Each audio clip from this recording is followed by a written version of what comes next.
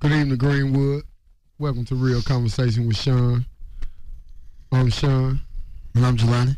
We come to you every Monday, Wednesday, and Friday, sponsored by the Mississippi Delta Ceasefire Initiative. We also have our other coveted sponsors. We want to remind everybody to please go by and support all our sponsors. Come and Go Grocery, 1500 Carrollton Avenue here in Greenwood. Also by Main Street Chevron here in Greenwood, 1800 Main Street. Go by and get your 18-pack beers for $12.99. They have the 2 for $9 t-shirts. And they also have your hamburgers, your hot dogs, your cheeseburgers, all your short order foods. Go by, patronize them, get some food from them. And also by Healthy Living Mississippi, which is a 6 to 8 week initiative put on here by Dr. Adrian Hicks. She's a local doctor. She's trying to get everybody to come out so we can fight obesity. Mississippi is the most obese state in the Delta. So we have a local doctor here who is dedicated to fighting obesity and removing that stigma from the Mississippi Delta. Her registration fees are $60. Give her a call at 662-374-6414. She's going to get you out running. She's going to issue you a personal diet so that you can stay healthy. Get your beach bodies back, get ready for the summer, lose those stomachs, and get in those bikinis. So what's on your mind there, Mr. Pearson? I'm just excited. We have our first T-ball game today. The Braves? Yeah, Mississippi Delta Ceasefire Braves. Okay. We'll take on Sidon here at 5:30 in Whittington Park. And we also, I just experienced Emily. Her name is Emily Rouse Elliott. Yeah, Miss Elliott. Miss Elliott. I've never seen anyone be so excited about picking out paint. Right. She's so excited about the progress. What were y'all picking out paint for? The community center, the Baptist Town Community Center. Okay. That's one of the main projects of the overall project, and the community center is going to be a great asset to that area. They're going to be able to vote on the colors. We're going to we talk about transparency. We're making it all community involved. The Baptist Town community will have a lot of say in what goes on in Baptist Town, especially when it comes to the needs and services of that area. And I'm excited to be a part of it. And anything that I get a chance to put my hands on, I try my best to make sure it turns out successful. And just speaking of that project, that's one of the many things that are going on in a positive way here in Greenwood. The Fun in the Park program, the City Fun in the Park program, will be kicking off soon as well. And we encourage all parents, to sign their kids up, go to City Hall. They have applications out at the different schools and different places, and that we're going to have a good time, a good safe time in the park, just as we did last year. And these services are for our African American youth, and we're also going to be at Clerical Park, and so we have a diverse situation going, and I think that's what the direction we need to go to as far as working together and being a part of projects and coming to the table, not necessarily being a family member, but we're all going to sit down and swap knowledge, and we're going to eat, and our community is going to benefit from it. I just like to see things come to fruition. A lot of times we talk about things, for months, sometimes years before they come about. And with this situation, it took a long time, but hey, we can't talk about the past. All we can do is focus on the future, and the future of the Baptist Town Economic Development Program is looking good. So we're gonna make sure we include everybody from surrounding communities. We want to make sure the Baptist Town community will be an example.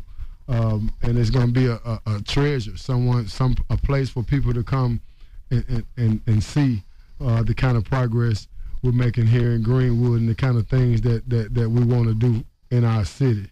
And as far as the Summer Parks program, we would have the young kids ages 5 through 13 they will all have a good time in the park. They'll be split up in age groups. We got our tiger groups, 5 to 6 years old. We got our bear group, 7 to 8 years old. And we got our lion group, 9, 10. And we got our oldest group, the eagles. I call them eagles because they're supposed to be leaders. And they're going to be ages 11 through 13. And we have a full schedule for them. They will be provided lunch there at the middle school, and we also will have all type activities, inside activities, outside activities, and I encourage anyone that if they're able to allow their kids to participate, they will be well taken care of, and we're going to have a good time there in the park this summer. We want to remind everybody to go by and check out our Facebook page at www.facebook.com/Real Conversations. That's Sean, SHUNS. Also, all our shows are recorded. Go by and check out our YouTube videos. We want to get as many hits as we can get. And youtube.com/Real Conversations. Go by, check out those pages, communicate with us. You can send us emails at realconversations at yahoo.com. That's Sean's, SHUNS. Send us your feedback, send us your info. If you want to donate, give us a call at 662-385-0106. We appreciate all donations. Or anything, any advice, any critiques, anything you have, just send it to us. I see the mayor has got an idea of who she wants to be the police chief. Yeah, I read that. It's interesting. Yeah, it's very interesting. Mr. Moore. Right. Yeah, Ray Moore. I don't know a whole lot about Mr. Moore. I know of him. He's been there for forever. As far as I know he was there when my dad was there. But yeah, this police chief situation is it's just kind of awkward. We've been without a permanent police chief for almost going on a few months now, like 8 months, almost a year in September. I was concerned with that. Yeah. I was concerned with us not having a permanent police chief, but I'm also familiar. I'm also familiar with the many pitfalls and the obstacles that are often in the way of those type of decisions, and pretty much any decision that the mayor makes comes under scrutiny. But my thing is this: we do need a police chief. We have to have someone in place with that knowledge in the overall well-being of the community. And I say we because we're part of the African American community. Our police chief, abruptly quit, retired, and that left us. Before. Well, I mean, actually, it wasn't abrupt. He gave plenty of notice. So actually, they had plenty of time to come up and get a replacement. He didn't just quit all of a sudden. He gave like 2-3 months notice that he would be leaving at the time. He didn't do like the former school superintendent did, just up and left. He left. He gave plenty of notice. Right. So they had, or she had, plenty of time to come up with nominations and selections, and it just seemed like the field was too broad in the selection process.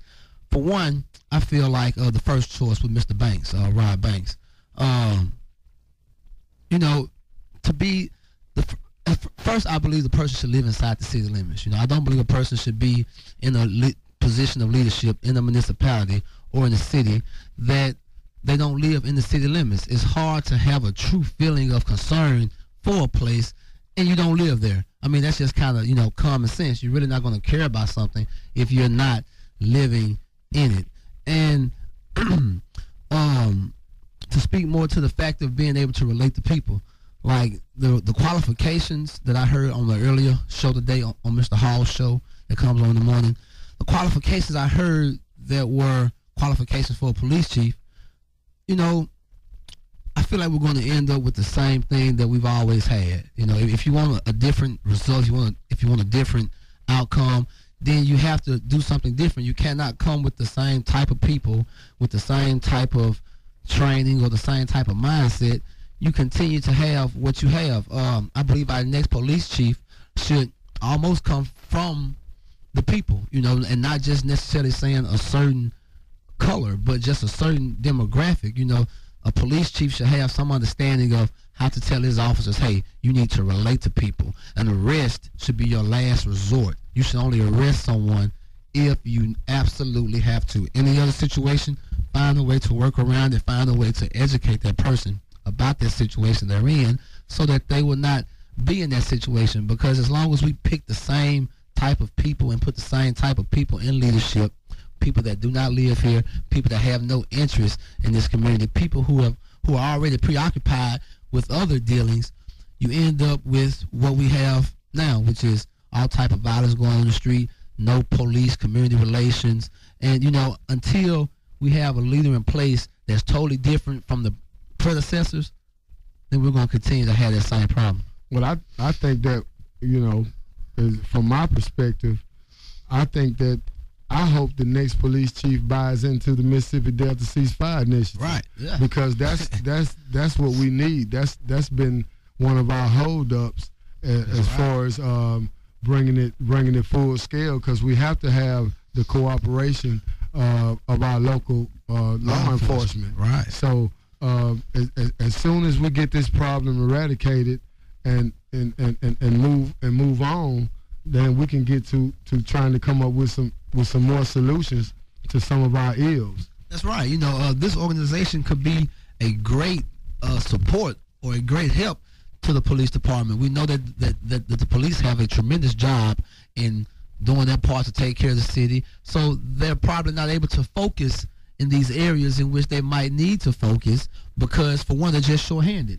or might not have the funds, or just might not know how to react to these type of problems, or what measures to take to prevent these type of problems. So the Mississippi Delta Ceasefire initiative could be a great tool for the police department to work through, to get to know the community, to get these type of events organized to where police officers can get to know the people in which they're dealing with. Real Conversation with Sean, brought to you by Main Street Chevron here in Greenwood, 800 Main Street. You can go by and get your 18-pack beers for $12.99. They also have the 2 for $9 T-shirts. They have hamburgers, cheeseburgers, Philly cheesesteak sandwiches, all your short order foods. You're getting hungry, go by, get you something to eat. Also by Healthy Living Mississippi, which is a 6 to 8 week initiative here in the Delta geared toward fighting obesity. Local Dr. Adrian Hicks is asking everyone to come out. She's going to have you running and walking 1 to 2 miles a day starting June the 1st. She's also going to give you a personalized diet to fit you personally to give you the best results. She's trying to fight obesity here. Mississippi is the most obese state in the country. So she's doing her part to fight that. I want you all to give her a call, help her fight that. Her registration fees are $60. Her number is 662-374-6414. I also want to congratulate my young people. They've been taking tests. They've been working hard.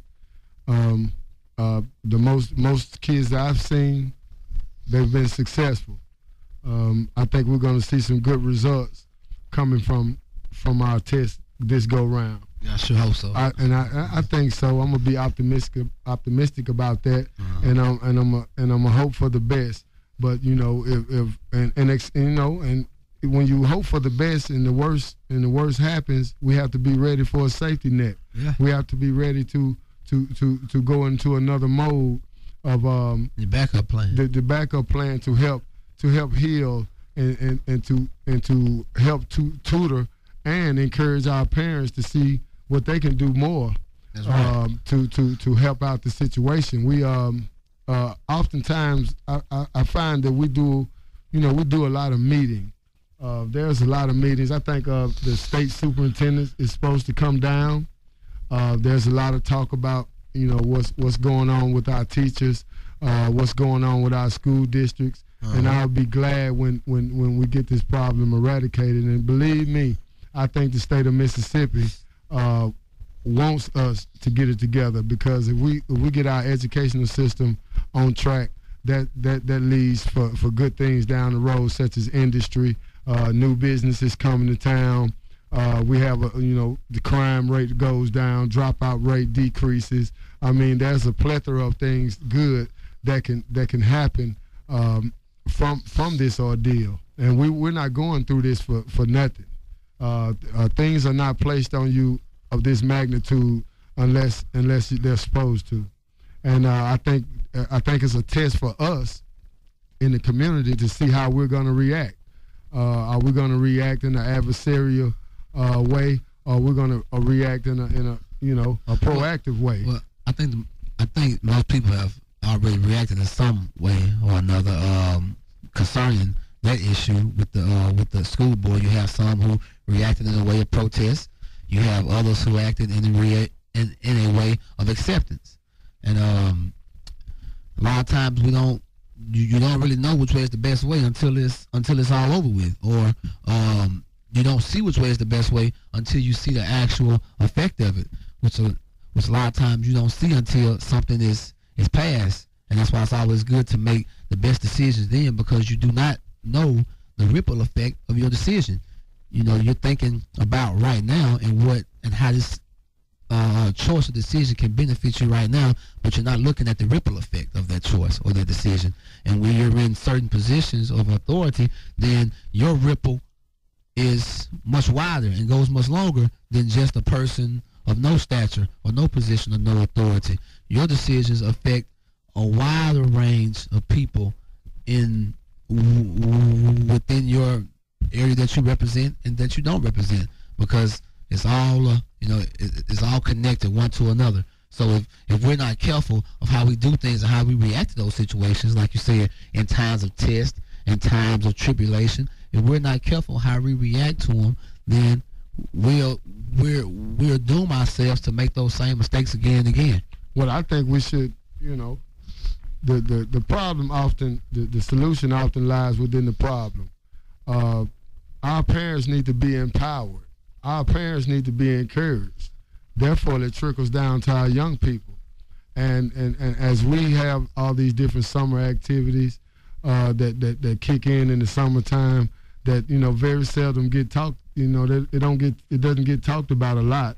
And I think that's strange, because regardless of who's responsible for resources getting to South Greenwood, the only beneficiaries would be the residents of South Greenwood, and that would be the African American community. So regardless of how, if I'm invited to the table to eat, and it's going to allow my young people to eat as well, hey, that's what's good for the masses. To be trivial, to be adversarial toward things without having a clear-cut good cause for it, I think it sends us in circles. And I think that we're a voice to a certain demographic, and we're seeking acceptance from another age group. And as we go about these things, I hate to use the word "come together" all the time, because it's been used so much over the years. Moving forward, coming together, those are overused. Community, these are overused words, and I think we need to stop talking and put a little action down. Because as far as the job situation. I think that there's been some changes. Some people have gotten their jobs back, and I say again, there's people losing their jobs on a lower scale, right, on a daily basis, but they have nobody. Right. They have nobody to speak up for them. They usually have to take responsibility for whatever it was that got them in that situation. And I think that it was a situation that got us where we are today with our educational system that is not being talked about. Just like a lot of the ills that's in the report, as far as the things that went wrong, they're not being magnified, and that's a good thing, because they're not throwing mud. They're taking their hits. Mr. Strayback is taking his hits. Dr. Green is taking his hits, and a lot of times I think we sling mud a lot, and that's a bad example for our young people. who don't have conflict resolution skills that the people they see, arguing, back and forth should have. Yeah. Real Conversation with Sean, brought to you by Main Street Chevron here in Greenwood. Go by and get your 18-pack beers for $12.99. Also, they have the 2 for $9 T-shirt. Hamburgers, cheeseburgers, Philly cheesesteak sandwiches, whatever you're hungry for, go by, they have it for you. Also by Healthy Living Mississippi, which is a 6 to 8 week initiative to fight obesity here in the Delta. Dr. Adrian Hicks is asking all to come out starting June 1st for 1 to 2 hours in the morning to run or walk. She'll also issue you a personal diet so that you can get healthy and stay fit this summer. Give her a call at 662-374-6414. Also read in the paper today about the it just slipped my mind. Not the police chief issue, but Mr. Kalish, that was Sunday's paper. Mr. Kalish, his editorial about how he feels that the state is not doing enough to find the cheaters, as he say, with the school system. And I feel it's strange that I've been to Mr. Kalish on a number of occasions to bring him stories about different things that are going on in the city, and it seems as if it's not of an interest to the paper itself, which I guess is fair, but if it's not of an interest to the paper, then it's not of an interest to do a story about. Because if I'm not wrong, the state has made its decision about the cheating issue, and they've made their ruling about it, but he feels personally that the state hadn't done enough. And that's just weird to me, how the Commonwealth sometimes focuses on stories of importance to them rather than stories that are more important to the community itself. There are so many other things that I feel like they could investigate about or really actually get into and ask questions about, but it doesn't happen, I guess, because Greenwood's the type of place you don't want to step on the wrong toes. You really can't say what you need to say a lot of times because of stepping on the wrong toes. But yeah, I was just reading the story, and I just feel like, hey, he's still kind of lingering on this testing, this cheating situation. I think it's time to move on and focus on some more positive things than what happened already. I hadn't read that. You didn't? But I also the media has been a friend to me. Once you learn coming up in community service, your media, when you're in nonprofit, when you're in a nonprofit organization or you're in an organization that's geared toward helping the community, your local media, your news, your radio, your TV, those are your greatest assets. And a lot of times, we don't want to pick up the paper unless it's a bunch of controversy. We get off on, controversy. And I think we need to get away from that. And a lot of times it could throw a smoke screen on the real problem. And as far as investigative reporting, I think they do a good job of not, putting us out there all the way. Because there's some things that are not being said, to tell you the truth. Is that good, though? It's not good, but, it's good. Information is always good. I read, doing a paper on education, I read that all news is not going to be good news, and you must be prepared for bad news just as well as good, because we know everything is not perfect. So at least they don't go to the extent of exposing everything. Maybe they should. Well, no, I don't. That's two different perspectives. That's real conversation. Yeah. So my thing is Mr. Cornell Brooks. Being the NAACP guy, the new leader of the NAACP, which is is close friends with Mr. Hughes here at the big station. Keep in mind, you can call us at 453-2401. I think that's a good move. We got to have people with a vested interest in the small things that are going on that are affecting our poor community. It'd be good to have Mr. Brooks maybe come down and the NAACP come down and let's see a strong presence. Now that they have some new leadership, maybe we can get a stronger presence of the NAACP here now. And I even heard he went to Jackson State, so maybe Mr. Brooks can bring some of that with him down to the Delta, and let's use some of celebrity and some of the authority to get some things enacted here? Well, we got to get off our own celebrity. We a lot of times people are gaining influence. They're gaining He already has it though. Yeah, credibility for stuff that are going in circles. We're going to see results. I think we're going to see results from our county and our city schools, but I think we need to do better with how we go about it in a diplomatic fashion. I think we need to show some parliamentary procedure when it comes to how we act in meetings and why we have those meetings. Are those meetings just meetings to stunt front and eat lunch, or are those meetings put together to come up with an action plan so that we can actually do something about it? Yeah. Speaking of meetings, I can't wait to see the city council meeting tomorrow. I can imagine, the same stuff we're speaking about now.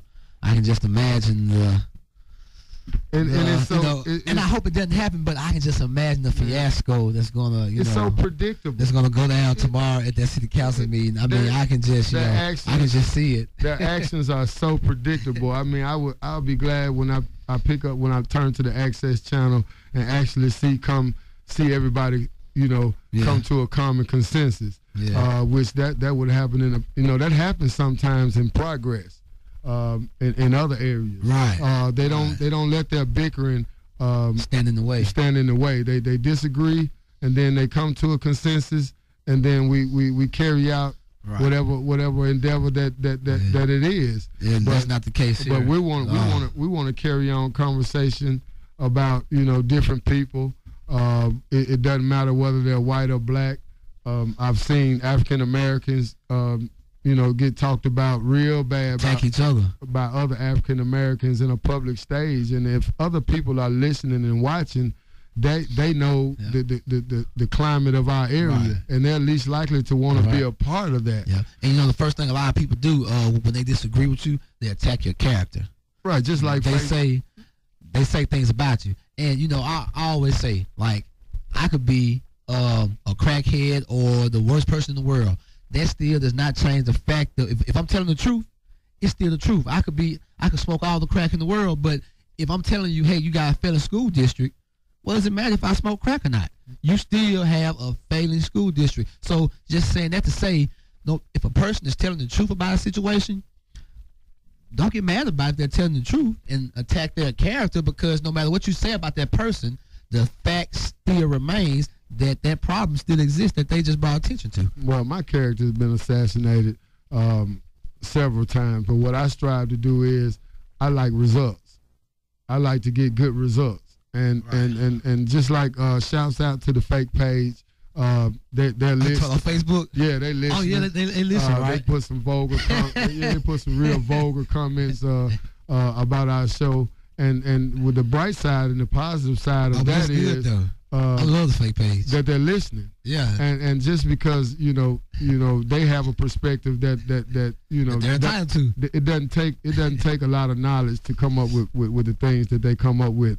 It just take a vocabulary or willing to want to down people or try to make them look bad or feel bad. So I just want to get rid of that stigma here in our area, because it's really too small to be bogged down with things like that. But like I said, I want to congratulate the young people.